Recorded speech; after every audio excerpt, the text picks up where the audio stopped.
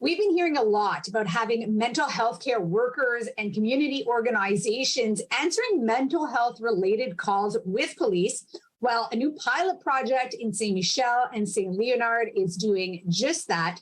The new team is called Équipe Equinox and includes police officers from stations 30 and 42, nurses and psychiatrists from the CLSC Saint Michel and community groups. Joined now to speak to us about this team is Julie Mazerolle, socio-police officer in Saint Leonard, and Dr. Luigi Di Benedictis, psychiatrist with the CIUS de l'Est de l'Île de Montréal. Thank you both so much for joining me this morning.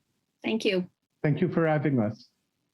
Dr. Luigi, I would like to start with you. Can you please explain why it's important to have mental health care workers and police working together on these types of calls?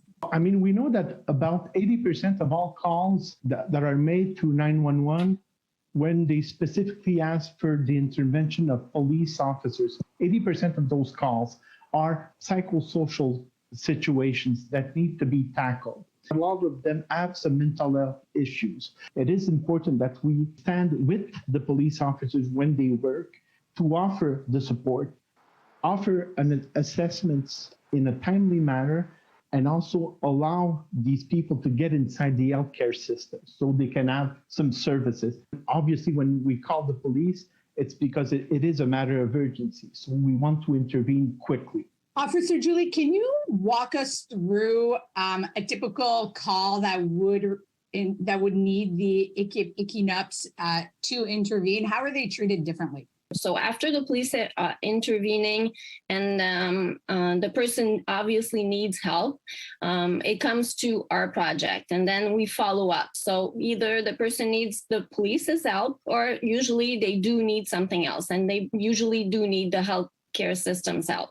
So that's why we get together, we assess, we try to meet with the person, we go over there. So we as police officers get to, see the person at home and how they live and what they need. So we bring the doctor with us, which is amazing. So we get to help the person for exactly what they need. And usually it's just not only the police.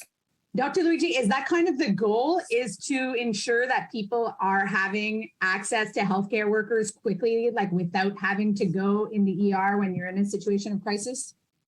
Absolutely. That's the main objective. I mean, we try to avoid using the ER because we know, obviously when people are brought to the emergency room, often they're under a distress.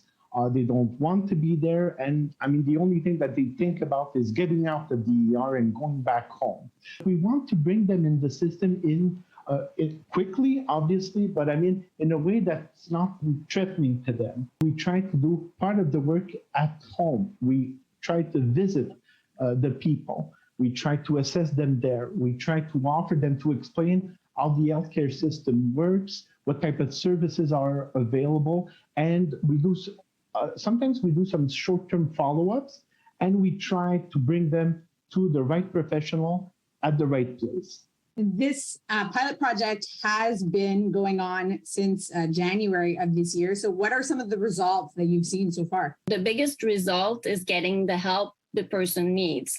So instead of just letting them try to navigate the healthcare system by themselves, we bring the help to them. So instead of the police going to the same address over and over and transporting the person to the ER, we get to treat the person at home and not going to the same address for the same problem, which is, saving everybody else's time, including the emergency system, the emergency of every hospital that's just like overflowing with people that really need. Sounds very effective.